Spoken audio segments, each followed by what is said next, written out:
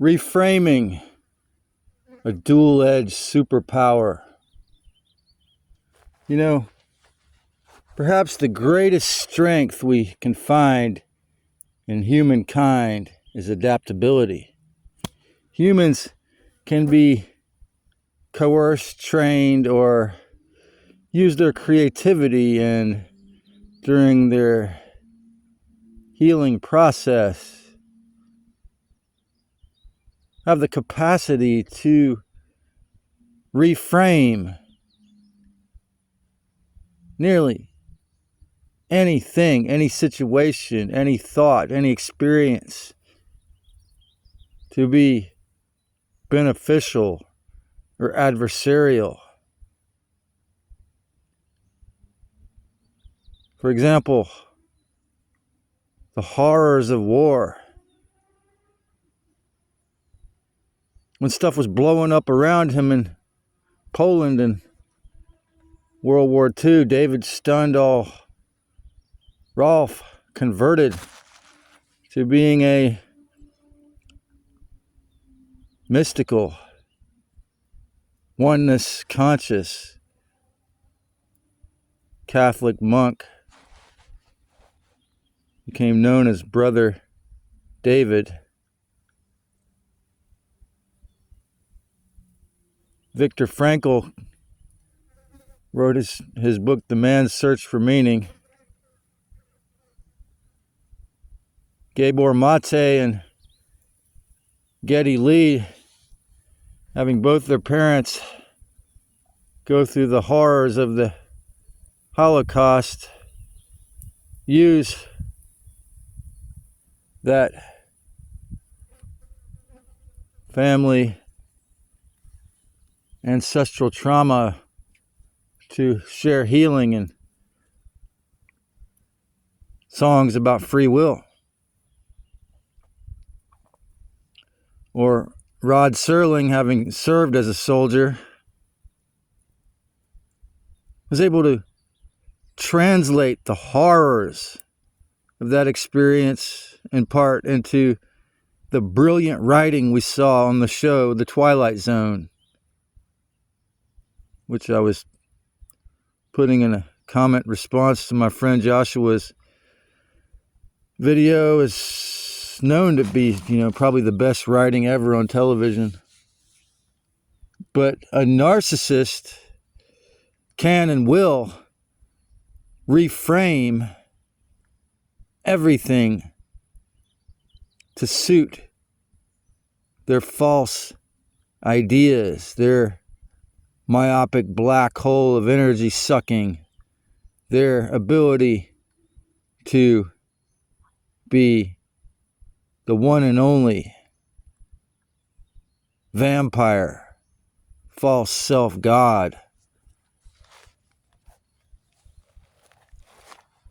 If you're depressed, you can reframe everything to make it look as though it's all depressing. If you think that this is a hell realm, you could certainly, bring up the memory wipe, bring up the obvious tremendous amounts of suffering, bring up the slavery, bring up the endless wars, endless killing sprees, all the horrors of psychological abuse.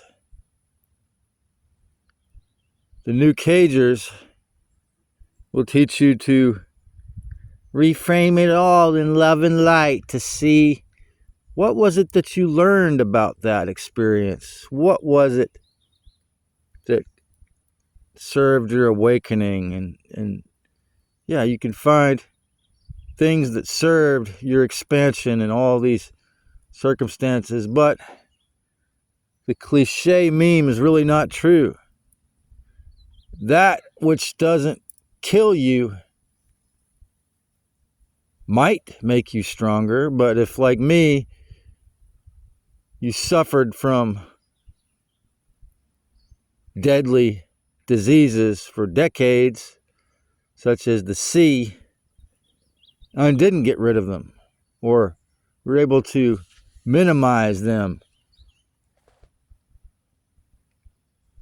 they're still making your life hell. Every fucking deadly chronic disease, every addiction, like for example, you take cannabis every single day and you say, oh, it kills my diseases temporarily, it makes me feel good, it makes me feel laid back, it gets rid of my depression temporarily, it makes me feel horny, makes me not angry. But then you need that to feel your energy.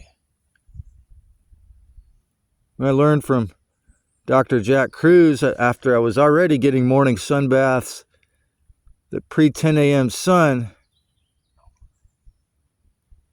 is the key to healing the mitochondria, having skin illness.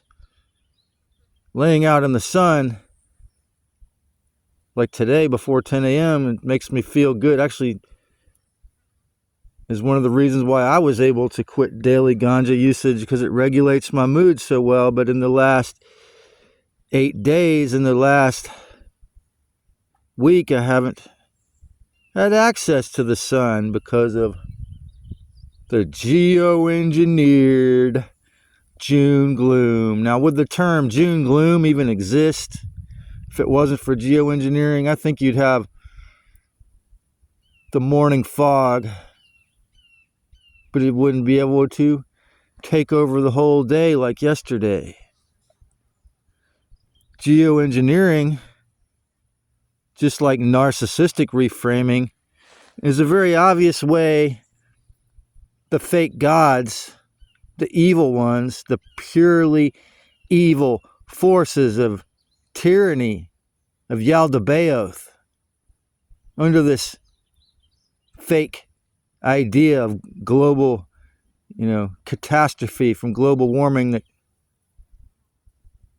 oh, well, now you've got a whole fake ceiling to the wraparound care of the New World Order, the care to tyrannize and control everyone and everything, the Internet of all things. Now, while it's a heavily sprayed day, you can have no healthy relationship with the sun. Okay?